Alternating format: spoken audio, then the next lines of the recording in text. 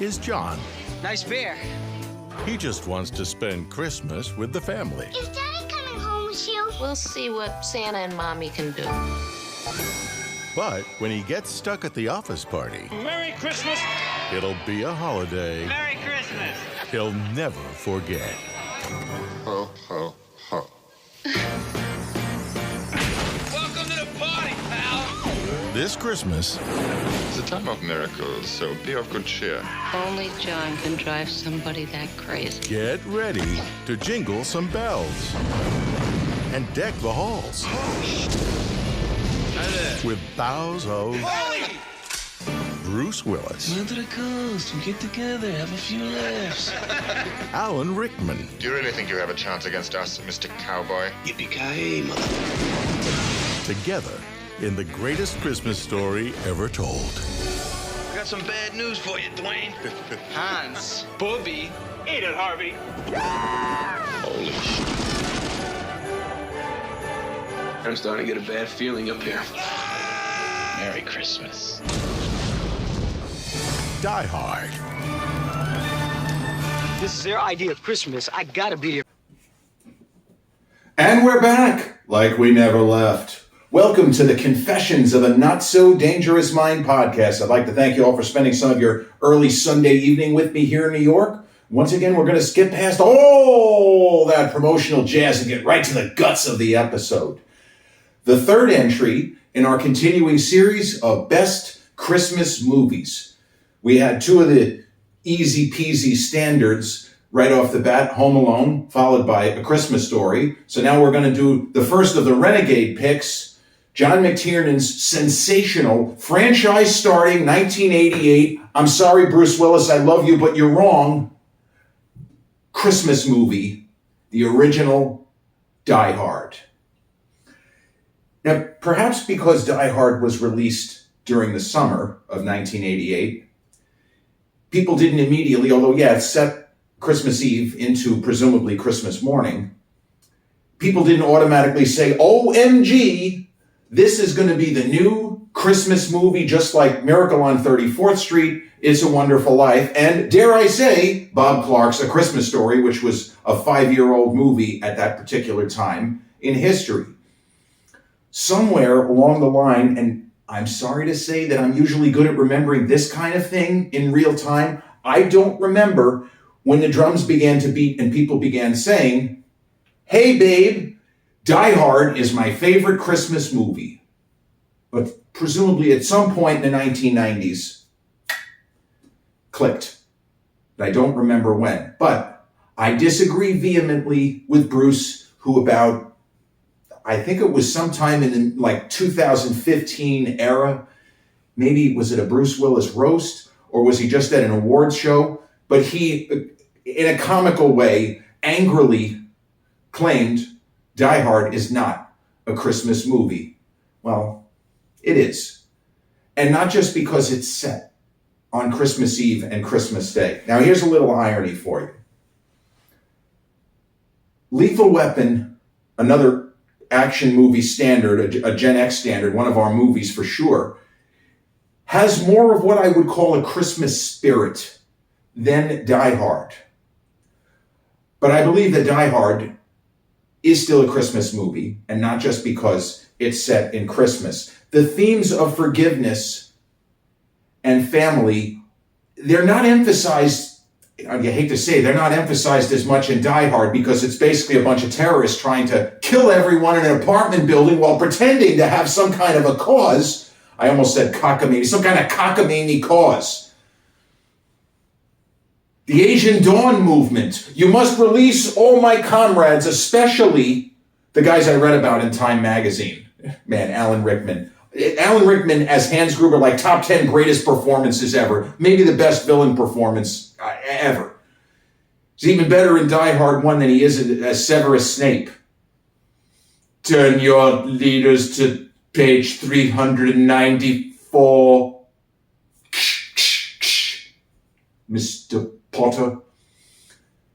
Well, in this one, he says Mr. McLean with the same just oozing with anger, with disdain, as he shows as Severus Snape. We don't realize why he hates Harry Potter. Oh, by the way, Harry Potter and the Sorcerer's Stone, there's a lot of debate. Well, that's my favorite Christmas movie. I would say that's less of a Christmas movie than Lethal Weapon or Die Hard. But Die Hard, you could say that the bad guys, Hans Gruber and his brigade of merry men, there's a little Robin Hood reference because he played the sheriff of Nottingham 3 years later with Kevin Costner in Kevin Reynolds' Robin Hood, Prince of Thieves. Everything I do it for you. I heard that song, I was going to say one too many times. I heard it 100 too many times in the summer of 1991. Just put on You Could Be Mine, this song from Terminator 2, which they managed to put into 3 seconds of the movie so they could get it on the soundtrack. But Hans Gruber and his gang of merry men, they don't accidentally choose Christmas Eve. It is essential to the function of the plot. There's not going to be anyone in the building. It's kind of the point. The building has a skeleton crew. There's not that much in the way of security or support staff on Christmas Eve. The only people in the building, luck would have it, at Nakatomi Plaza, just happens to be the company that they're going to boost. The miracle of movies. You ever stop and think about what a humongous, gigantic coincidence what I just said is? I didn't even think of it until now. But they planned this very elaborate heist. And the thing with Die Hard, if the movie were made now, I feel like we would be following Hans Gruber and we would know his plan. They would go into the explicit detail of what he's trying to do.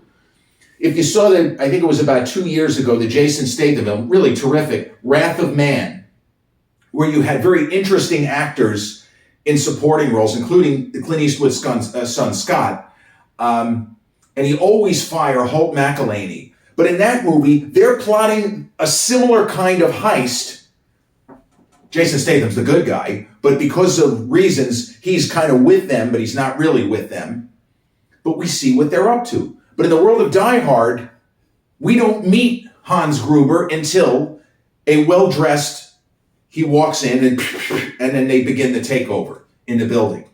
But there isn't anybody there. And the reality is that the police department would have slowed to a crawl. FBI, they'll get there the normal time, the local Los Angeles office or wherever, Special Agent Johnson, no relation, Agent Johnson. It never fails to crack me up, no matter how many times I see the movie. Robert Davi, one of those guys, he just has that face. Whatever he says, if he wants to be funny, he's going to be funny. Big Johnson. I think he's known as Big Johnson in the credits. And Grandel Bush actually appeared in Lethal Weapon 2. He was I want to say that he's one of Murtaugh's partners. May have been in the first one also. But he was in License to Kill as well. He plays he's one of the Americans who pretty much directs Bond at a critical moment, more or less into a trap where British intelligence is about to take away his license to kill. Good way to get a title for the movie. In the movie Die Hard, that I don't think anyone ever says. It would be too obvious. Could you imagine? Nail meat head? He really dies hard. He's tough. But John McClane is flying to Los Angeles to somewhat anxiously, nervously reunite with his wife, Holly. And the backstory is kind of sad. And there's nothing wrong with having an old school, and please forgive me if I say this in a stupid way, but having an old school mindset where you were brought up a certain way and the guy is supposed to be the primary breadwinner. And he's out there working hard as a New York City cop. As he puts it, I got a 6-month backlog of New York scumbags I'm trying to put away. I can't just pick up and move. Well, yes, you could. You could. If your wife is making 5 times as much as you can do exactly that. But sometimes, as Ving Rhames says in Pulp Fiction, also to Bruce, you feel that little sting of pride. But he doesn't know what to expect. He's not happy with the fact that she's going back to her maiden name of Gennaro, even though they are technically still married and they didn't exactly finish the conversation. Are we splitting, or are you moving to Cali? And at a certain point in time, we're going to reunite. They apparently never quite finished that conversation. And neither one of them knows what's going to happen. And this is where the movie is good in the early going, because we get to see both of them feel the angst. He's nervous, happy to see the kids, whatever. He's nervous, though, because he's got an axe to grind and he doesn't want to lose his temper at the wrong time, and she doesn't know how he's going to be, and she's a little bit more cagey. He wants his wife back. But there are things they do have to talk about before that kind of thing can even take place. Now, in the sort of 6 years later True Lies realm, where in that movie, both Arnold Schwarzenegger and Jamie Lee Curtis, they realize that their dream partner is the person that they've been married to for 15 to 20 years. We just didn't realize it. Harry's a super spy, and Helen actually she's got the capability to be a real kick-ass spy herself. In the world of Die Hard, it takes an international terrorist incident to smooth over the still hot spots in the somewhat shambles of a marriage between John McClane and Holly Gennaro. But what we are led to believe is that Holly was working whatever she was doing before she got this incredible job. She was probably working below her station. We can surmise that maybe she was doing part-time work, but she had it in her to do the kind of work that she's now doing. She is an essential piece of a huge multinational corporation. She appears to be maybe half a notch below the managing partners. So she is clearly a real whiz-bang. She is better at that job, dare I say, than John McClane. Well, the John McClane before the events of this movie. After the events of this movie and all of the sequels where he saves the world a couple of times, I think, maybe he's actually better at his job than her. But when we meet him, he's just a New York City cop who we later learn probably drinks too much, is a bit of a burnout. This is not Dirty Harry Callahan, although Clint Eastwood apparently was offered this role at a certain point. I love Clint, but I'm glad he didn't get the role. Chuck Norris, that would have been hilarious. Reboot The Matrix and Chuck Norris plays John McClane. I mean, the movie would be over in 5 minutes, right? Here come the terrorists. He's upstairs barefoot. He just walks downstairs. They pump 1,000 bullets at him. The bullets bounce off. He just says the words, "time to die." Movie's over. Die Hard in 5 minutes. Just cast Chuck. Arnold supposedly circled it, but Arnold wasn't as big a star. Again, I'm glad that Arnold didn't take it. It doesn't become a franchise. Bruce Willis in the right role, because he is a normal-looking guy. He's an attractive man, obviously. He doesn't look like a conventional movie star. He's not built like Arnold or Stallone. Stallone, let's face it, still twice the size. You look at, like, Rambo 3. Hey, no offense to Bruce, but Sly of that era looked like you could stuff him into a garbage can. He's twice the size of Bruce. And Arnold of that era was twice the size of Sly. Hence, I eat Green Berets for breakfast.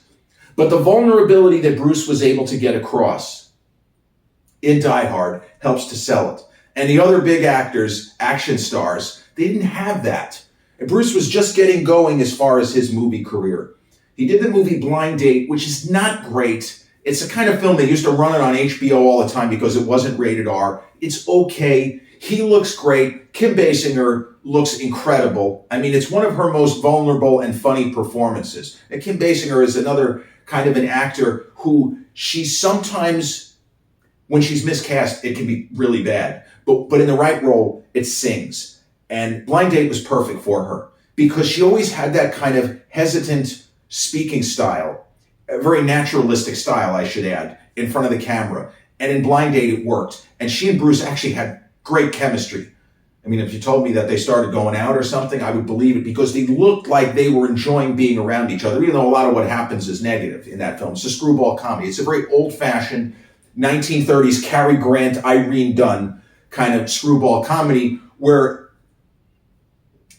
seemingly well-off white people humiliate themselves. Yeah, that's what those That's what those movies were pretty much all about. Films like The Awful Truth, Philadelphia Story, mostly upper crust people humiliating themselves.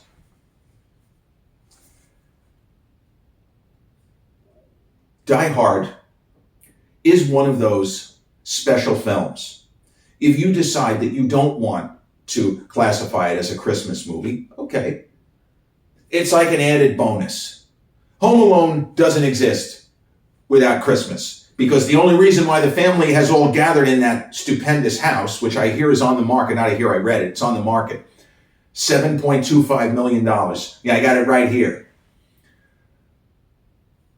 A Christmas Story is all about Christmas, the kid Christmas, the excitement of the kid Christmas, of wanting a certain gift and going months and months of trying to bully your parents as sweetly as you can into buying you that gift. Well, in a world of Die Hard, Hans Gruber, his gift is, $400 million in negotiable bearer bonds? That's his Christmas present. But he's got to go get it. And all would be on track for that because he has figured everything out and he knows the FBI's playbook. He knows there are certain things that the local police might try. They have countermeasures for that. But he has covered all the angles. And from a certain point of view, it's good that we don't know. Because when the FBI shows up, I remember watching the movie, my first thought was, okay, thank goodness.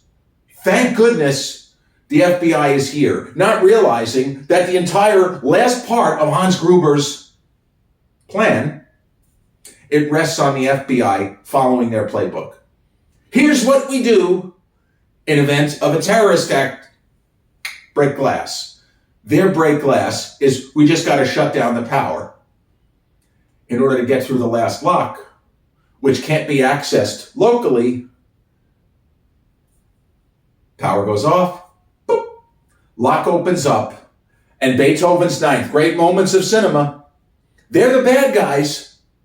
But somehow in that moment, the vault opens. There's the negotiable bearer bonds, and I don't remember the name of the actor, but when he says Merry Christmas, just for a brief second, you know what? Maybe these guys aren't quite that bad. And then we remember they've already murdered about 6 or 7 people. Yeah, they are. Justice is coming. That's what she said. In the form of Bruce Willis. So there are those little moments in the film to poke at us. It is Christmas. A lot of the building is decorated. It's not something that I really was paying attention to the first, 15 times I saw this movie. There's Christmas trees, and a lot of the building is decorated for the season. This is not an accident. It's not a coincidence. And even in the phone call, before shit goes wrong, when Bruce is on his way to Nakatomi Plaza, Deborah White, terrific actor who had a pretty big role in the TV show Head of the Class after this, because he's just has such a vibrant screen presence in this movie. He plays the limo driver that kind of, spoiler alert, he actually plays a pretty important role towards the end of the film. He's just stuck in the garage. But as Bruce is making his way to reunite, this kind of tenuous reuniting with his somewhat estranged wife, she's on the phone with home and she talks to the daughter. And daughter basically asks the question, is Daddy coming home with you? And she says, we'll see what Santa and Mommy can do about that. Now, her plan is not really a Christmas plan. She makes that comment, but what she's thinking of doing, it doesn't necessarily have anything to do with Christmas. It just has to do with the fact that I believe that she just wants to get him to her home. And then you'll just have to see. Because it's like, you can have a terrible argument, but if you have an argument in an office, you can go your separate ways. And early in the film, when they start to quarrel, he's not going back with her if that argument continues on that track. But if he, for example, agrees to go home with her, they can have an argument, cool off for a half hour, and then both start crying and realize, what are we doing here? She's not going to say, I'm sorry, your manhood was questioned, because that certainly wasn't what I was trying to do. I was trying to make a good living for us. Not to spite you, but you can imagine these kinds of conversations being had. And unfortunately, they're not pleasant. It happens. You get to be my age, you've had conversations like this, 100%. It is maybe the best action movie of the 80s. And certainly in the conversation, Hollywood never did it better than they did it in the 90s, just in terms of the staging of action, because you had so many great filmmakers and great production teams, in some cases like Jerry Bruckheimer pulling the strings behind the scenes while the directors like the Michael Bays did their magic. But when you think of the practical special effects with maybe some sweetening, maybe a little bit of computer work in some of these films, what Die Hard did, this was an entirely original story. It was based on a book, I know. Nothing Lasts Forever. That was the name of the book. But it was an original story as far as movies. There was no IP. There was no prior audience identification. And it was a hit. It wasn't as big a hit as you would have expected. And the irony, the previous John McTiernan film, the original Predator with Arnold, outside of Terminator 1 and 2, Total Recall, it's Arnold's next best film. And the character he plays in that, Dutch Schaefer, is the single toughest character in Arnold's entire career, Terminator aside. That guy is so badass. He's 250 and he has survival skills, like nude in Aliens. This little girl, why don't you put her in charge? I want Dutch Schaefer in charge of whatever situation I'm in. John McTiernan directed Die Hard, and he directed Arnold in Predator. It's ironic, two of the three members of Planet Hollywood years later, the restaurant and merchandise chain that Arnold formed with Sylvester Stallone and Bruce Willis. But neither of those movies, you would have thought, because they spawned franchises, that they were bigger box office hits than they were. But I'm pretty sure that dollar for dollar, Die Hard 2 and Die Hard 3, when I say dollar for dollar, I mean inflation adjusted, were way bigger hits than the original. But McTiernan's direction, the tightness of certain shots, and he took some serious risks. There are moments in this film where I guarantee you the stuntmen's lives were in danger. And it wouldn't surprise me to learn, because I've never read anything about this, if there were certain safety protocols where McTeague gave one of these and said, we're getting the shot anyway. Hard to tell. But the film works brilliantly, and it worked on audiences, and the word of mouth, it kind of built, and then before you know it, they're in production on a sequel. Now, the only Die Hard movie, I saw Die Hard 2 and Die Hard 3 in theaters. Die Hard 2 is okay. It's not a movie that can be made now, because there is a terrorist scenario that has parallels with 9/11. You're not making that movie. You would have had to do something else. Die Hard 3, I think, is incredible. Absolutely incredible. And that was, ironically, based on a screenplay that had nothing to do with the Die Hard series. There was a script that a guy named John Hensley, who has gone on to have a stupendous career as a writer, if you want to Google him, John Hensley wrote a screenplay, a spec script. I want to say that it sold in 1992 or 3. Made a ton of money. I think he got 7 figures for it. It's called Simon Says. And if you remember, the big bad in Die Hard with a Vengeance was who? Well, yes, it was played by Oscar winner and my namesake, Jeremy Irons. He won the Oscar for Reversal of Fortune, not Die Hard with a Vengeance. But his character, his name was Simon. Remember what his last name was? Gruber. He's the brother of Hans Gruber. The fact that they were able to do that, Simon Says, was just about a random mad bomber named Simon who's tearing up and terrorizing New York City in what they think is a series of random terror attacks, but in fact, he's looking to get some gold. The original story for Die Hard 3 had nothing to do with Christmas either. It had John McClane and Holly McClane taking a cruise on a cruise ship, and there was a terrorist incident dealing with, I want to say, some kind of a nuclear situation. But early in 1992, Fox got wind that Steven Seagal and Tommy Lee Jones were making a movie called Under Siege, which later was known as what? Die Hard on a Battleship. So they couldn't very well make the same movie with Bruce Willis and Bonnie Bedelia on a cruise ship. It would have been 60% of Under Siege, aka Die Hard on a Battleship. But this movie, this great Christmas movie, spawned this insane franchise. And they're still talking. I don't know how they could do another movie. Bruce Willis is, unfortunately, his health is not so good. Nobody knows just how bad it is.